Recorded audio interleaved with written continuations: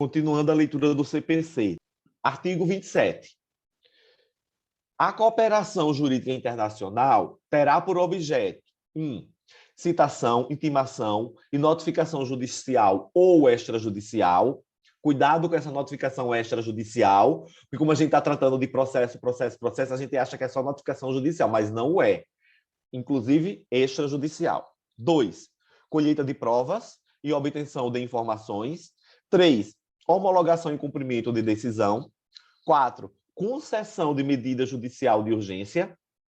5. Assistência jurídica internacional. E 6.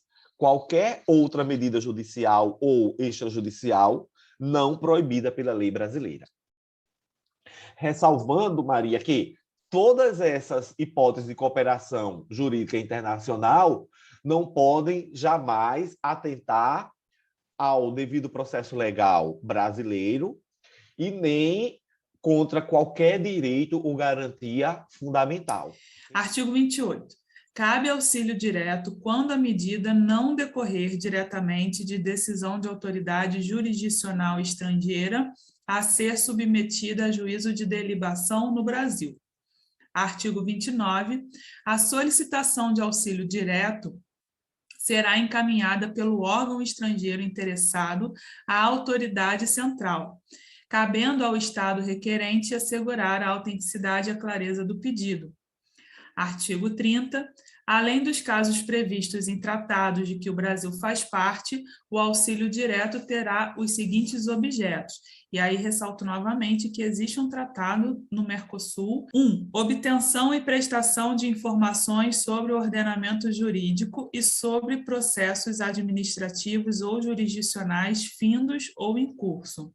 2. Colheita de provas, salvo se a medida for adotada em processo, em curso no estrangeiro, de competência exclusiva de autoridade judiciária brasileira.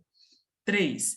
Qualquer outra medida judicial ou extrajudicial não proibida pela lei brasileira.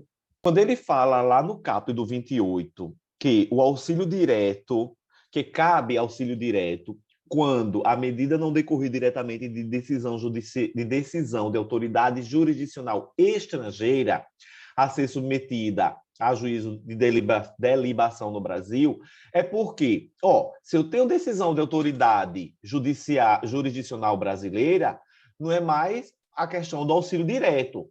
Vai ser a questão de quê? Da homologação de sentença estrangeira. Concorda comigo?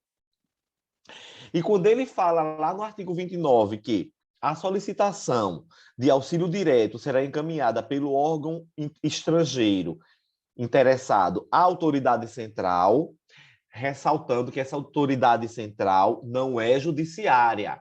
Tanto é que, na ausência, repito, de um órgão constituído como autoridade central, vai caber ao Ministério da Justiça. O Ministério da Justiça é um órgão do Poder Executivo, tá? Era essas duas. E aí eu tenho questão. Questão aqui, uma. Na cooperação internacional, poderá ser prestado auxílio direto caso a medida requerida não decorra diretamente de decisão jurisdicional, que, proferida por autoridade estrangeira, será submetida a juízo de delibação no Brasil. Exatamente. Porque se for oriunda de decisão de autoridade jurisdicional estrangeira, repito, não seria a hipótese de auxílio direto, que é uma forma de cooperação, seria a hipótese de homologação de sentença estrangeira. Artigo 31. A autoridade central brasileira comunicar-se-á diretamente com suas congêneres e, se necessário, com outros órgãos estrangeiros responsáveis pela tramitação e pela execução de pedidos de cooperação enviados e recebidos pelo Estado brasileiro, respeitadas disposições específicas constantes de tratado. Artigo 32. No caso de auxílio direto para a prática de atos que, segundo a lei brasileira, não necessitem de prestação jurisdicional, a autoridade central adotará as providências necessárias para seu cumprimento. Artigo 33. Recebido o pedido de auxílio direto passivo, a autoridade central o encaminhará à Advocacia Geral da União, que requererá em juízo a medida solicitada. Parágrafo único. O Ministério Público requererá em juízo a medida solicitada quando for a autoridade central. Só para a gente deixar muito claro que essa autoridade central ela não é dotada de jurisdicionalidade, ou seja, não é um órgão integrante do Poder Judiciário brasileiro. Olha o que ele diz no artigo 32. No caso de auxílio direto para a prática de atos que, segundo a lei brasileira, não necessitem de prestação jurisdicional, a autoridade central adotará as providências necessárias para o seu cumprimento. Exemplo, Maria, uma notificação extrajudicial. Se um Estado estrangeiro requer aqui, por meio do Instituto da Cooperação, né, em sua faceta auxílio direto, a notificação extrajudicial de uma empresa, ele encaminha para a autoridade central, e essa autoridade central, por si só, já faz essa notificação extrajudicial, ela já pratica aquele ato. Agora, se for pertinente ou necessária a intervenção judiciária, aí sim essa autoridade ela vai encaminhar esse pedido, né, para quem? Para a AGU. Para a AGU solicitar a medida requerida pela autoridade estrangeira ao Poder Judiciário brasileiro pertinente. E o Ministério Público vai requerer em juízo a medida quando for solicitada pela autoridade central. Ok? Artigo 34. Compete ao juízo federal do lugar em que deva ser executada a medida apreciar pedido de auxílio direto passivo que demande prestação de atividade jurisdicional. Eu vou ler aqui uma lista de tratados de cooperação jurídica internacional que eu achei no site do Tribunal de Justiça do Paraná. Bilaterais. Argentina, Convenção sobre Assistência Judiciária Gratuita com a Argentina, que é o Decreto 62978 de 68. Temos também o Acordo de Cooperação Judiciária em matéria civil, comercial, trabalhista e administrativa entre o Governo da República Federativa do Brasil e o Governo da República Argentina, Decreto 1560 de 95. Temos também com a China, Tratado sobre Auxílio Judicial em matéria civil e comercial entre a República Federativa do Brasil e a República Popular da China, que é o Decreto 8430 de 2015. Temos com a Espanha, Convênio de Cooperação Judiciária em matéria civil entre o Governo da República Federativa do Brasil e o Reino da Espanha, Decreto 166 de 91. Temos com a França, Acordo de Cooperação em matéria civil, que é o Decreto 3598 de 2000. Temos com a Itália o Tratado relativo à cooperação judiciária e ao reconhecimento e execução de sentenças em matéria civil, que é o Decreto 1476 de 95. Temos com o Japão Acordo sobre Assistência Judiciária Gratuita entre o Brasil e o Japão.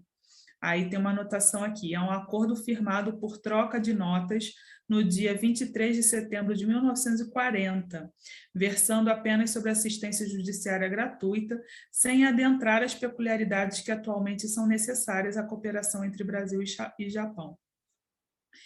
Temos com Portugal o acordo relativo ao cumprimento de cartas rogatórias entre Brasil e Portugal, uma troca de notas entre 23 e 29 de agosto de 1895. Temos com o Uruguai o Acordo de Cooperação Judiciária em Matéria Civil, Comercial, Trabalhista e Administrativa, que é o Decreto 1850 de 96. E aí vem os multilaterais. E aí o do Mercosul que eu tinha comentado, Protocolo de Cooperação e Assistência Jurisdicional em Matéria Civil, Comercial, Trabalhista e Administrativa entre os Estados partes do Mercosul, Protocolo de Las Lenhas, que é o Mercosul CMC Decreto 07/2002. Temos o Acordo de Cooperação e Assistência Jurisdicional em Matéria Civil, Comercial, Trabalhista e Administrativa entre os Estados partes do Mercosul, a República da Bolívia e do Chile, que é o Decreto 6891 de 2009. Temos o Acordo sobre o Benefício da Justiça Gratuita e Assistência Jurídica Gratuita entre os Estados partes do Mercosul, a República da Bolívia e a República do Chile, que é o Decreto 50 de 2000 do Mercosul-CMC. Temos a Convenção Interamericana sobre Cartas Rogatórias, que é o Decreto 1899 de 96, e temos o protocolo adicional à Convenção Interamericana sobre Cartas Rogatórias, Decreto 2022 de 96. O protocolo adicional acaba sendo um tratado à parte, né? Temos 4 de alimentos, temos uma de adoção, e aí temos 3 de sequestro, que são Convenção Interamericana sobre a Restituição Internacional de Menores, da OEA, 1989. Temos a Convenção sobre os Aspectos Civis do Sequestro Internacional de Crianças, AIA, 1980. E temos a Convenção Interamericana sobre Tráfico Internacional de Menores, que é o Decreto 2740 de 98. Que tu falou no artigo 34. Compete ao juízo federal do lugar, isso é muito importante, em que deva ser executada a medida, apreciar pedido de auxílio direto passivo que demande de prestação de atividade jurisdicional. Então, isso é muito bom porque vai competir ao juízo federal do lugar. E aqui eu tenho uma questão que diz assim, por entender que o auxílio direto nem sempre é questão decorrente de tratado ou contrato entre a União e o Estado estrangeiro ou organismo internacional, o CPC não atribuiu competência para cumpri-lo à Justiça Federal. Tá falso, porque a gente sabe que o CPC ele foi claríssimo. Não é que o juiz federal vai deter essa competência sobre a matéria em si, mas para executar a medida, ou seja, para apreciar o pedido de auxílio direto, é o juiz federal do lugar que vai ter a competência, ok? Muito ter cuidado, porque, por exemplo, Maria, se é uma causa que vai envolver, por exemplo, uma questão trabalhista, ok? A gente está pedindo um auxílio para citação, por exemplo, da empresa X numa causa trabalhista, que foi, suponhamos que por algum motivo ela possa ser intentada lá no estrangeiro, ok? E aí, o país estrangeiro, ele pediu esse apoio, né, por meio da cooperação, esse apoio direto aqui. Então, quem vai apreciar esse pedido do auxílio direto? É o juiz federal do local onde deva ser cumprida essa citação. Uma vez o juiz do local ele constatou e aprovou essa medida, o que é que ele vai fazer? Vai encaminhar para o juízo do trabalho competente, para que o juízo do trabalho competente cite a empresa, entendeu? Para ficar bem claro que a competência desse juízo federal do lugar é para apreciar a medida. Obviamente, situações vão acontecer em que ele próprio também pode ter a competência para a questão da matéria estrito sensu, ok? Então, primeira observação é que quem executa o auxílio direto é o juiz federal do lugar. A competência para juízo de delibação é do STJ, a quem compete executar a carta rogatória e a homologação de sentença estrangeira. Lógico, quem vai dar um exequato a uma carta rogatória e quem vai homologar a sentença estrangeira é o STJ, competência aurida direto da Constituição Federal, tá bom? Já a competência para a execução é do juiz federal. Olha que questão interessante. A homologação de sentença estrangeira e a execução da rogatória submetem-se a compatibilidade com a ordem pública brasileira, matéria a ser apreciada pelo juiz federal no chamado juízo prévio de delibação.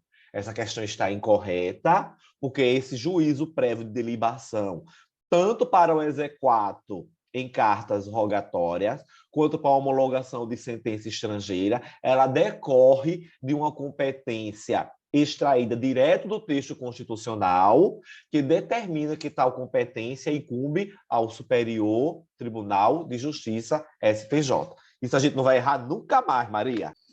Seção 3, da Carta Rogatória. Artigo 35 vetado. Artigo 36. O procedimento da Carta Rogatória perante o Superior Tribunal de Justiça é de jurisdição contenciosa e deve assegurar às partes as garantias do devido processo legal. Parágrafo 1º. A defesa restringir-se-á à discussão quanto ao atendimento dos requisitos para que o pronunciamento judicial estrangeiro produza efeitos no Brasil. Parágrafo 2º. Em qualquer hipótese, é vedada a revisão do mérito do pronunciamento judicial estrangeiro pela autoridade judiciária brasileira. Aí aqui eu queria comentar que a matéria de defesa é restrita pelo parágrafo 1º, né? E eu queria só levar em consideração, Maria, que o CPC ele deixou muito claro a questão de que a carta rogatória ela é de jurisdição contenciosa, porque aparentemente dava a entender que ela era de jurisdição voluntária, porque veja, o que é que o STJ vai fazer? Ele apenas pega a sentença estrangeira, não é isso? E homologa. Ele vai dizer se aquela sentença estrangeira ela foi ela tem origem por um juiz ou tribunal competente, se ela obedeceu ao devido processo legal. Então, aparentemente, seria de jurisdição voluntária. O STJ em si não vai adentrar no mérito da questão, mas, por uma questão de ordem judiciária interna, achou bem o nosso CPC dizer que ela é de jurisdição contenciosa e, como tal, deve obedecer ou assegurar às partes todas as garantias atinentes ao devido processo legal. Portanto, a carta rogatória ela serve para a cooperação jurisdicional entre as autoridades judiciárias de países diferentes. Portanto, o procedimento da carta rogatória passiva, ou seja, a recebida pelo Estado, do Estado estrangeiro, tá? Tramita perante o STJ. A carta rogatória ativa é outra coisa que a gente precisa falar, é só essa diferenciação pequena da ativa para a passiva. A ativa é quando o Estado brasileiro ele envia a carta rogatória para cumprimento de alguma coisa no Estado estrangeiro. A carta rogatória passiva é quando o Estado brasileiro recebe esse pedido por meio da carta rogatória, que terá procedimento de jurisdição contenciosa, cuja competência é do STJ. Seção 4, disposições comuns às seções anteriores.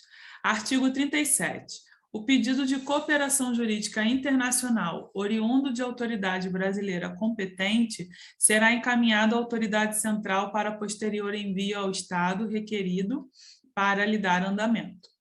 Artigo 38. O pedido de cooperação oriundo de autoridade brasileira competente e os documentos anexos que o instruem serão encaminhados à autoridade central, acompanhados de tradução para a língua oficial do Estado requerido. Artigo 39. O pedido passivo de cooperação jurídica internacional será recusado se configurar manifesta ofensa à ordem pública. Artigo 40. A cooperação jurídica internacional para execução de decisão estrangeira dar-se-á por meio de carta rogatória ou de ação de homologação de sentença estrangeira, de acordo com o artigo 960. Aqui, eu quero apenas fazer o link, Maria, com esse artigo 960 do próprio Código de Processo Civil. Ó, o artigo 40 diz claramente que essa cooperação jurídica internacional para a execução da decisão estrangeira dá-se-á por meio da carta rogatória ou da ação de homologação de sentença estrangeira. E aí, ele leva a gente ao artigo 960, que diz: a homologação de decisão estrangeira será requerida por ação de homologação de decisão estrangeira, salvo disposição especial em sentido contrário prevista em tratado. Parágrafo 1º. A decisão interlocutória estrangeira poderá ser executada no Brasil por meio de carta rogatória. Parágrafo 2º. A homologação obedecerá ao que dispuserem os tratados em vigor no Brasil e o regimento interno do STJ.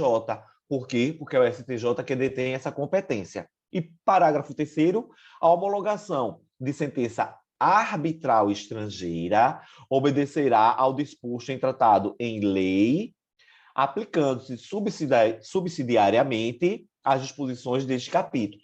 Isso aqui foi interessante porque, Maria, nós sabemos que a sentença arbitral no Brasil, ela constitui título executivo judicial. Se ela constitui título executivo judicial, a homologação dela aqui no Brasil também vai obedecer à lei, né, tratado, e subsidiariamente às disposições do nosso CPC. Artigo 41. Considera-se autêntico o documento que instruir pedido de cooperação jurídica internacional, inclusive tradução para a língua portuguesa, quando encaminhado ao Estado brasileiro por meio de autoridade central ou por via diplomática, dispensando-se a juramentação, autenticação ou qualquer procedimento de legalização. Parágrafo único. O disposto no caput não impede, quando necessária, a aplicação pelo Estado brasileiro do princípio da reciprocidade de tratamento. Aqui, Maria, só para fechar, para dizer que quem faz essa intermediação, tanto no pedido de cooperação jurídica internacional, passivo quanto ativo, no caso, no Brasil, é a autoridade central. Ok? E, obviamente, a questão da autenticidade do documento, se ela já foi enviada e analisada pela autoridade central, presume-se que seja um documento autêntico ou pela via diplomática. É basicamente isso.